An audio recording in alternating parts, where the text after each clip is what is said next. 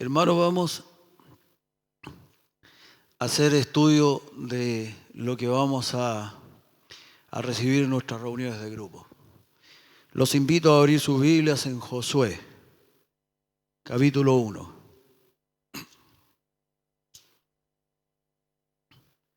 Vamos a leer el capítulo 1 y vamos a leer del capítulo 6 también.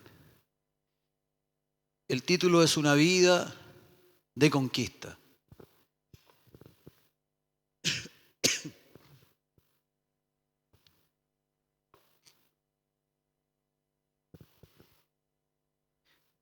Josué capítulo 1, verso 3.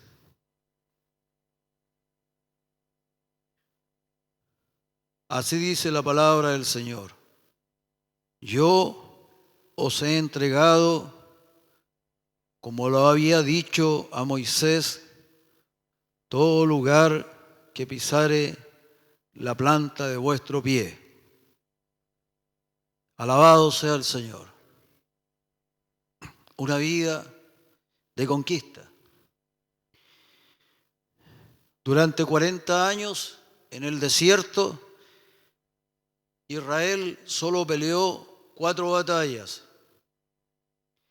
La guerra era algo ocasional, era algo defensivo.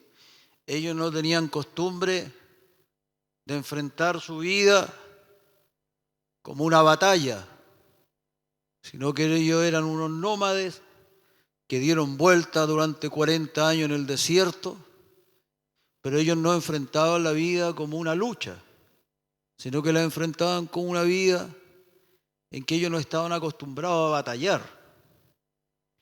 Cuando ellos entraron en la tierra prometida, la guerra se hizo continua y el pueblo de Dios marchaba siempre a la ofensiva. Cuando estaban en el desierto, era un pueblo que siempre estaba yendo a la defensiva, como tratando de mantener su estado. ¿Me entiende? Como esos equipos de fútbol que salen al empate, a tratar de lograr el empate como sea. Sin embargo, cuando ellos llegan a la tierra prometida, la guerra se tornó algo que era continuo. Continuamente ellos estaban en guerra. Y ellos tomaron otra actitud frente a la vida, una actitud ofensiva. Ellos podrían haberse quedado tranquilos, sin ir hacia Jericó, y no habrían tenido guerra. Pero ellos tomaron la decisión de conquistar la tierra que Dios les había dado. Dios les había dado una tierra y ellos decidieron enfrentar la vida como una vida de conquista. Alabado sea Jesucristo. Ellos habían recibido promesas de Dios, pero tenían que tomarlas por la fuerza. Tenían que tomar esas promesas. Ellos tenían que luchar por tomar esas promesas. Cuando ellos salieron de Egipto, ellos se desilusionaron porque ellos tenían una mentalidad equivocada y ellos creyeron que todo iba a ser fácil. Pero cuando entraron a la tierra prometida, que era la generación que vino después, sin embargo ellos tenían una mentalidad distinta. Y ellos tomaron la decisión de decir, si Dios ha dicho que nos ha dado esta tierra, la vamos a tomar y va a ser nuestra. Bendecido sea Jesucristo. Hoy estamos en una época similar. Es como si hubiésemos entrado a la tierra prometida. Pero nosotros, hermanos, tenemos que estar dispuestos a tomar lo que nos pertenece. Nosotros tenemos que estar dispuestos a luchar por las promesas que el Señor nos ha dado. Y no van a fallar. Dios nos ha prometido cosas y Él las va a cumplir. Pero tenemos que tener una actitud no defensiva, sino que tenemos que ir a la ofensiva. Ir a la ofensiva. Tenemos que creer que las promesas de Dios van a ser verdaderas en nosotros. Tenemos que estar dispuestos a pelear por lo que nos pertenece. Tenemos que despojarnos de la mentalidad del desierto, porque la guerra de hoy no es esporádica, sino continua. Cuando uno viene a Jesucristo, llega con una mentalidad, muchas veces una mentalidad de pobreza, una mentalidad de mediocridad. Pero cuando uno llega al Señor, yo de que conocí al Señor Jesucristo durante todos estos años, siempre Dios nos ha desafiado. Siempre yo he notado que mi vida ha sido un desafío. Y tanto Dios nos ha desafiado a través de los años que ya me acostumbré. Es como esos soldados que volvían de Vietnam. Llegaban a Estados Unidos y no sabían qué hacer, porque ya estaban acostumbrados a pelear todo el tiempo. ¿Me entiende? Entonces, como yo sé que la guerra no se ha acabado ni se va a acabar hasta que no partamos con el Señor, no he vuelto de Vietnam. Y si Dios me llevó y puso en mí un espíritu revolucionario, tendré que ser revolucionario hasta la muerte. Y tendré que entender que la vida mía va a ser un desafío hasta la muerte. Un desafío. Y que el día en que ya no hayan desafíos de fe, significa que nuestra iglesia se murió. O mi fe se murió. Pero mientras nuestra fe esté viva, el Señor nos va a desafiar. Y el Señor nos va a querer llevar más adelante. Porque está escrito que Él da esfuerzo al cansado. Yo soy tu Dios que te esfuerza. Yo soy tu Dios que te esfuerza para que salga lo mejor de ti. Para que salga lo mejor de ti, para que salga todo lo bueno que yo he puesto en ti. Por eso yo te esfuerzo.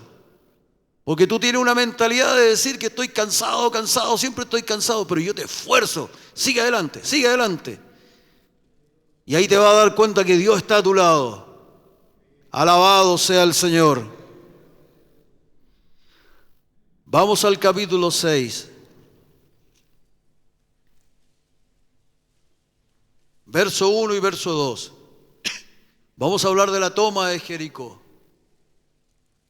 Dice: ahora Jericó estaba cerrada, bien cerrada, a causa de los hijos de Israel. Nadie entraba ni salía. Mas Jehová dijo a Josué: mira, yo he entregado en tu mano a Jericó y a su rey con sus varones de guerra. Alabado sea el Señor. Es como cuando el Señor nos dice: pruébame, si no te abriré las ventanas de los cielos. Son las promesas de nuestro Dios. Así Dios le dijo a Josué: yo te he entregado a Jericó. ¿Usted cree que Josué no tenía miedo? Tenía miedo. Pero Josué tenía la confianza de la palabra del Señor. Sabía que no estaba solo. Sabía que en todos los desafíos de su vida, Dios estaba con él. Dios estaba con él. Y él sabía que por cansado que estuviera, por débil que se sintiera, Dios podía actuar a su favor. Y él iba a hacer un milagro en su vida. Como lo ha hecho en el pasado, pensaba Josué, lo va a hacer de nuevo. Porque él decía: yo vi abrir el mar rojo. Yo vi las plagas sobre Egipto. Yo vi cuando el Señor nos alimentó en el desierto. Yo vi correr el agua de la roca. Jericó va a ser nuestra. Porque ese Dios no nos ha dejado. Alabado sea Jesucristo. ¿Qué representa esto para nosotros? ¿Cómo podemos tener una vida, un estilo de vida de conquista? No solamente en nuestra vida cristiana, sino que en nuestra vida, en nuestras familias, en nuestros trabajos, en lo que emprendamos. Tanto que se habla de los emprendedores. La palabra del Señor dice: lo que emprenda yo lo voy a bendecir, dice. La palabra emprendedor no la inventaron los economistas, la inventó el Señor. ¿Cómo tener un estilo de vida de conquista? En este estudio hay dos cosas que se pueden ver. Lo primero, es cambiar la mentalidad de esclavos. Eso es lo primero. Cambiar la mentalidad de esclavos. ¿Cómo usted puede entender que David tomó un ejército de puro endeudado, amargado, que eran tan malos soldados que Saúl no los quería en su ejército, eran tan malos? Y los convirtió en un tremendo ejército. Y de ellos salieron los valientes de David. Cuando nos hablaba el hermano Rubén la otra vez, que dice que uno se paró en un campo de lenteja, dice, y defendió ese campo, dice, solo frente a los filisteos. Y si ese tipo era un tipo amedrentado, amargado, lleno de deuda, y Dios lo convirtió en un gigante. La palabra del Señor dice que Él lo vil del mundo tomó para menospreciar a los sabios. Yo no podía cambiarme un asiento a otro en una micro de vergüenza, y hoy día estoy predicando a Jesucristo. Porque Dios transforma lo que no es en lo que Él quiere que sea. Alabado sea el Señor. Lo primero es cambiar nuestra mentalidad de esclavos. Y lo segundo que vamos a ver en este estudio es cuidarnos de perder el temor del Señor una vez que logramos las victorias. Veamos lo primero. Entonces lo primero es cambiar nuestra mentalidad de esclavos. Lo segundo es no perder de vista al Señor, no perder el temor de Dios cuando logramos las victorias que Él nos da. Jericó es un lugar para hacer guerra. Jericó fue la primera ciudad que el pueblo de Dios tuvo que conquistar. Luego los israelitas entraron en una serie de enfrentamientos con otros pueblos para tomar las ciudades que Dios les había dado. ¿Por qué debemos cambiar la mentalidad de desierto? Porque en el desierto nuestra mentalidad, ¿qué es lo que era? Quejarnos, murmurar, huir. Así se comporta el esclavo. Se queja, murmura y huye. Piensa usted, ¿seré esclavo o seré libre? Los libres no se andan quejando, ni andan murmurando, ni andan arrancando, porque son libres. Y el Señor dijo, conocerás la verdad, y la verdad te va a hacer libre.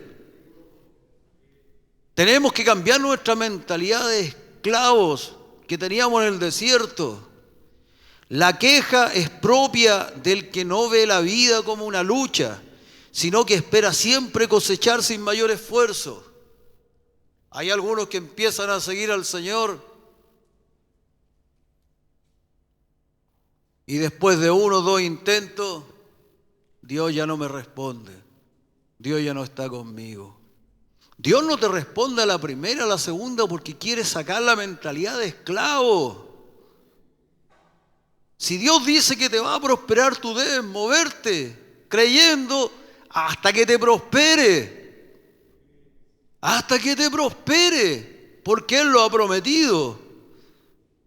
Pero si Dios nos da al principio todas las bendiciones, nuestra mentalidad sigue siendo de esclavo. La queja es propia de los esclavos. La queja es propia de los que tienen una mentalidad mediocre, siempre quejándose. El pueblo de Israel quedó tirado en el desierto por la queja, porque se quejaban siempre. El salmista decía, delante de Él expondré mi queja, delante de mi Dios. Señor, aquí vengo, estoy complicado, estoy acá, pero estoy delante de tu presencia. El esclavo se anda quejando al lado de los otros y anda desanimando a todo el mundo y siempre quejándose, siempre quejándose. Pucha, Moisés, no hay agua caliente en el desierto. Qué terrible, Moisés, no hay agua caliente.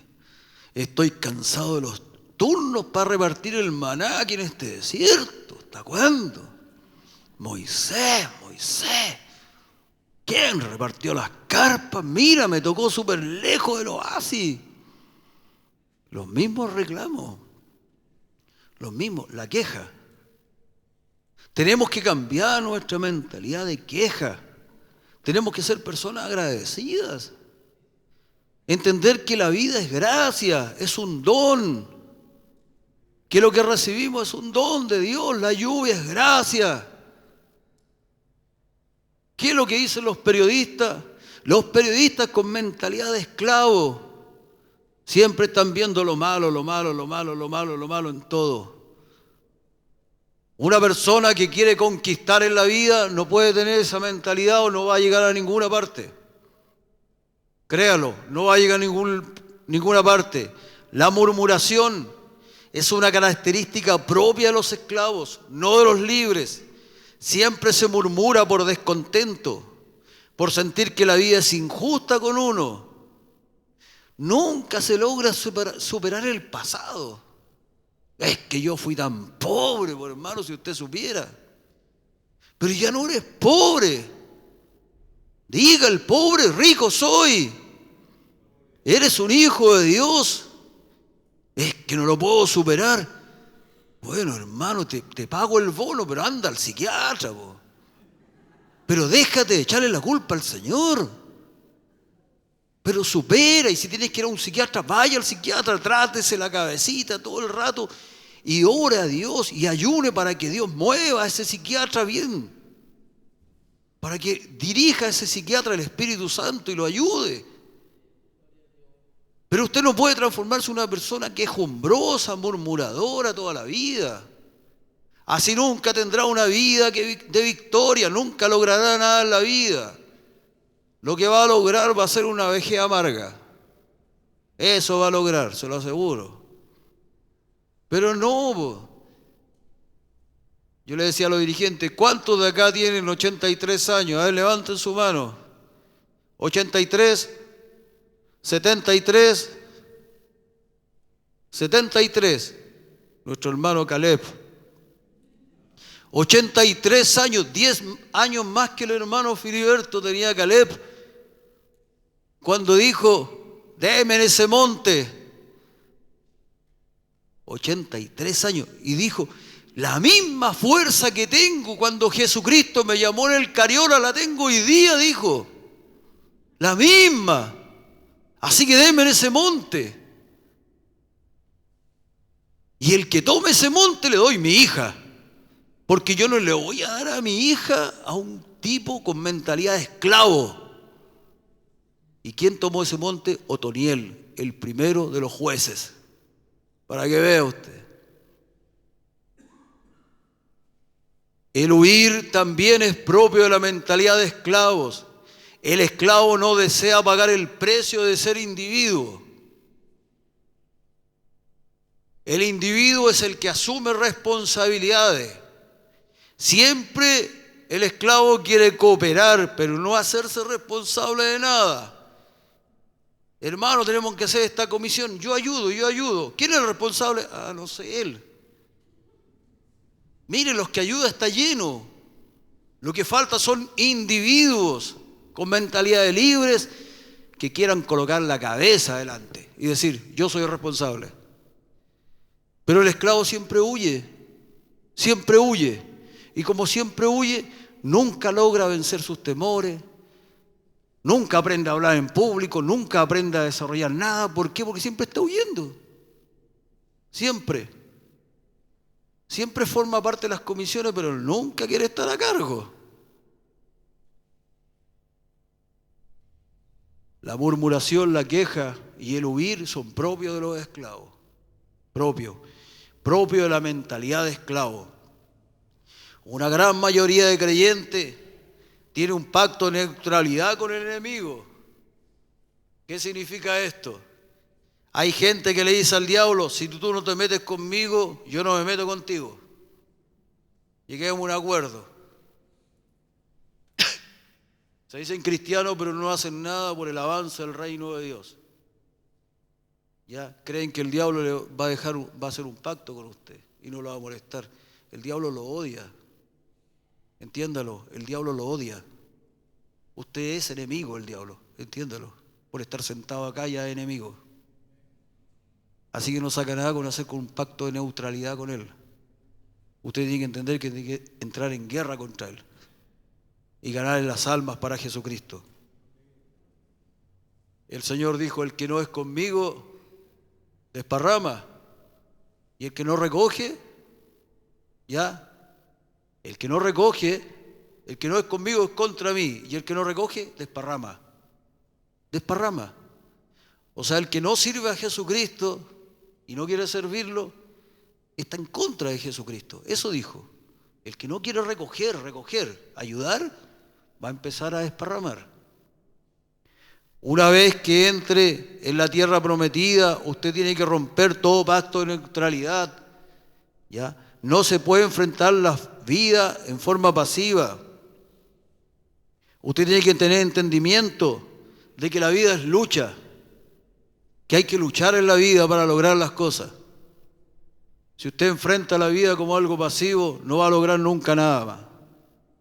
La palabra de Dios muestra que una de las armas más eficaces en nuestra lucha espiritual es la alabanza. Es la alabanza. Fíjense lo que dice Josué 6:13, capítulo 6, verso 13. Capítulo 6, verso 13. Y los 7 sacerdotes, llevando las 7 bocinas de cuerno de carnero, fueron delante del arca de Jehová, andando siempre y tocando las bocinas. Y los hombres armados iban delante de ellos, y la retaguardia iba tras el arca de Jehová, mientras las bocinas tocaban continuamente. El verso 16, y cuando los sacerdotes tocaron las bocinas la 7ª vez, Josué dijo al pueblo, gritad, porque Jehová os ha entregado la ciudad. La alabanza. Acá es muy importante el lenguaje que uno tenga, el lenguaje de fe. Cambiemos nuestra mentalidad de esclavo, el lenguaje de fe. Yo alabo a Dios con mi lenguaje. Yo alabo a Dios como yo enfrento los desafíos. Cuando vienen los problemas, cuando vienen los desafíos, cuando viene el pastor y nos desafía a ir adelante, cuando viene mi supervisor y nos dice vamos a hacer esto, cuando viene mi dirigente y dice vamos a organizar esto, ¿cómo yo enfrento el desafío? ¿Cómo yo lo enfrento? La alabanza es poderosa. Cuando tú enfrentas con un lenguaje de fe la vida, el Espíritu Santo se mueve, porque Dios se mueve en medio de la alabanza. Cuando yo digo se puede, porque Dios nos va a ayudar. Dios nos va a dar fuerza, esforcémonos. Dios está con nosotros. Dios levantó esta catedral. ¿Cómo no voy a vender 10 entradas si Dios levantó esta catedral? Dios levantó esta catedral, ¿cómo no voy a ganar un alma para Jesucristo? Dios levantó todo este lugar, esa tierra de fe maravillosa. Dios levantó un hombre lleno de fe y un lote de piligirientos detrás, que éramos nosotros estudiantes, que no teníamos ni a dónde caernos muertos. Y sin embargo Dios levantó todo esto. ¿Quién lo hizo? Lo hizo el Espíritu Santo. El lenguaje de fe es fundamental en la vida. El lenguaje de fe no significa ser positivo. No. Si yo tengo problemas, tengo problemas. Pero ¿qué hago con los problemas? Si su hijo tiene un problema, ¿qué es lo que va a decir usted? Si usted se anda quejando todo el día y tiene un lenguaje negativo toda la vida, ¿usted cree que va a tener un hijo de fe? No le van a creer. Usted no puede tener fe solamente cuando se levanta a predicar, hay que tener fe en la vida. El lenguaje de fe es fundamental. Hijo, tu problema es terrible, tu problema es imposible. Así que vamos a hacer cadena de oración, hijo. Y Dios nos va a responder. No es que tu problema sea fácil, hijo. Tu problema es muy difícil. Es más, es imposible para nosotros. Pero Dios nos va a responder. Dios está con nosotros. Un lenguaje de fe. Un lenguaje de fe. Dios va a hacer crecer mi grupo. Dios va a hacer crecer mi grupo. Entiende, líder. Tienes que entenderlo, supervisor. El problema no son los hermanos. El problema es el líder que tiene que tener un lenguaje de fe. David transformó a un grupo de personas, pero que no tenían dónde caerse muertos, los transformó en un gran ejército. El Señor Jesucristo transformó a unos pescadores y pobres y todo en los grandes apóstoles que conmovieron el imperio romano, que fueron mejor y más poderosos que los mismos emperadores. No son los hermanos, es el líder el que tiene que tener lenguaje de fe. Imagínate que el hermano Cristian se hubiese preocupado de nuestra fe, de la fe que teníamos nosotros. Hermano, ¿ustedes creen que podemos levantar una catedral?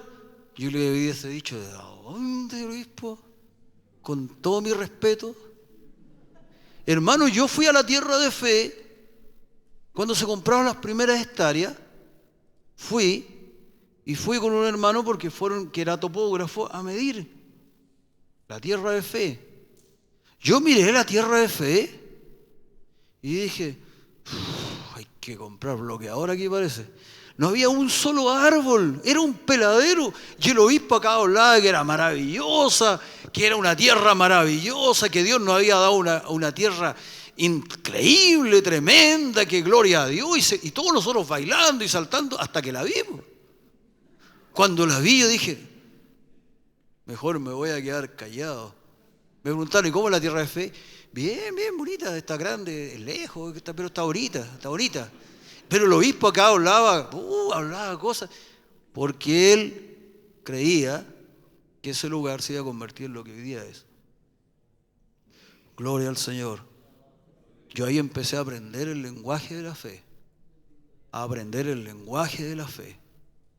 ¿Me entiende? Entonces es muy importante eso. Cuando llegamos a este lugar era un peladero. Yo estuve la primera noche en este lugar, cuando llegamos. Yo justo recibí a Jesucristo como unos 2 meses antes de que el movimiento Revolución de Jesucristo en ese tiempo se cambió a este lugar. Este lugar, hermano, era una pista de baile. Unas ampolletas colgaban de ahí. La primera noche con lámparas aquí. Con lámparas el primer culto sentado en el suelo con los hermanos. Ese era el lugar. Ese era el tremendo templo que nos había dado Dios. ¿Ya? Acá al lado está, aquí atrás está, aquí estaba la panadería. Ahí donde está el alfolice se colocaba un camión que se entraba. Afuera ahí donde está la sala había una higuera, que usted tiraba una piedra, que había más hermanos que higos. ¿Verdad? Y veníamos.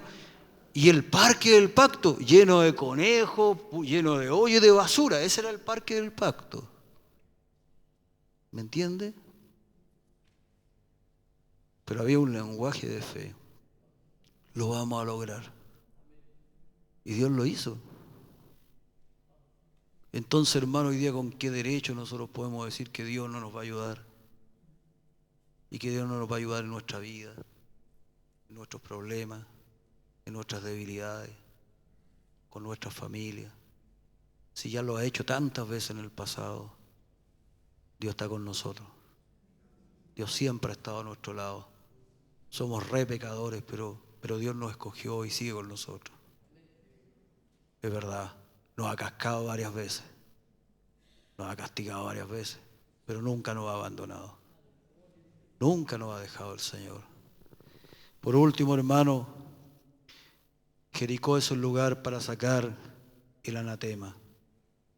Dice, yo se los leo, versos 16 y 17, y será la ciudad anatema a Jehová con todas las cosas que están en ella.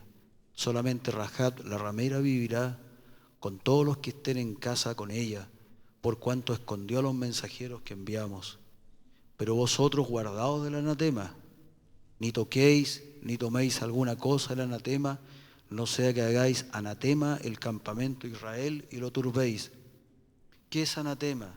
En el Antiguo Testamento esta palabra se traduce como algo dedicado a Dios, ya sea para su servicio, por ejemplo los levitas, que sacrificaban, o ya sea para destrucción, como la ciudad de Jericó. Era algo que Dios decidía si lo dejaba para su servicio o lo dejaba para destruirlo. Eso era anatema en el Antiguo Testamento. En el Nuevo Testamento también significa el desfavor de Dios o la maldición. ¿Qué nos está diciendo acá?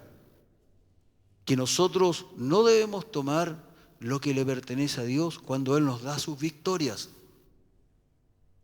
Cuando Dios nos hace lograr victoria en nuestra vida, no debemos tomar lo que le pertenece a Él. Si Dios te ayuda a lograr negocio, te ayuda a levantar dinero, tú no debes tomar el diezmo que es de Él. Porque si no lo vas a transformar en un dinero anatema, maldito. Eso le pasó a este hombre que tomó ese manto babilónico y turbó al pueblo entero. Tú vas a turbar a tu familia. Vas a turbar a tu familia si tomas el dinero que le pertenece a nuestro Dios. El diezmo es de nuestro Dios. Las ofrendas son de nuestro Dios. Si Dios te da una victoria y te da un mejor horario y te queda tiempo libre y tú usas ese tiempo libre para servir a Jesucristo, Dios te va a bendecir. Porque le pertenece. Si Dios te ha dado tiempo para servirlo, sírvele. No tome el tiempo que le pertenece a Él. El día del Señor es de Él. Si nosotros tomamos ese tiempo que es de Él, porque lo que es dedicado a Él, Él decide qué hacer con Él. Si lo tomamos se transforma en anatema, en algo maldito. Eso es lo que nos dice Jericó. Por eso, hermano, para terminar, para tener una vida victoriosa, debemos cambiar nuestra mentalidad de esclavo. Y segundo, tener mucho cuidado cuando Dios nos dé victorias de no tomar lo que es de Él. Porque si Dios te bendice con un dinero y tú tomas el diezmo que es de Él, Dios va a cerrar sus puertas y va a traer maldición y turbación a tu familia. Y no va a prosperar. No va a prosperar. Y Dios quiere que prosperemos. Dios quiere que nosotros conquistemos sus promesas. Así que vamos a orar al Señor y pedirle que nos ayude, ¿ya? En todos los desafíos que tenemos por delante. Tenemos ese bingo en secreto que vamos a hacer, que no puede saber el hermano Cristian. Si sabe, ya saben quién se lo dijo. ¿Ya? No, la hermana Claudia no le va a decir así, no se preocupen. Pero tenemos la celebración de la Reforma Protestante. No me culpa a mí, culpa a Lutero. Y tenemos que hacerlo y celebramos y nos alegramos. Tenemos el Día del Pastor, etcétera. Siempre Dios nos va a desafiar. Siempre nosotros queremos estar echados y Dios nos mueve y vamos para adelante y nos desafía y seguimos adelante. ¿Ya? No se da cuenta que así nos va a llevar hasta la vejez y vamos a tener energía hasta viejos. Es porque el Espíritu Santo lo hace con nosotros. Oremos al Señor. Invito a ponernos en pie.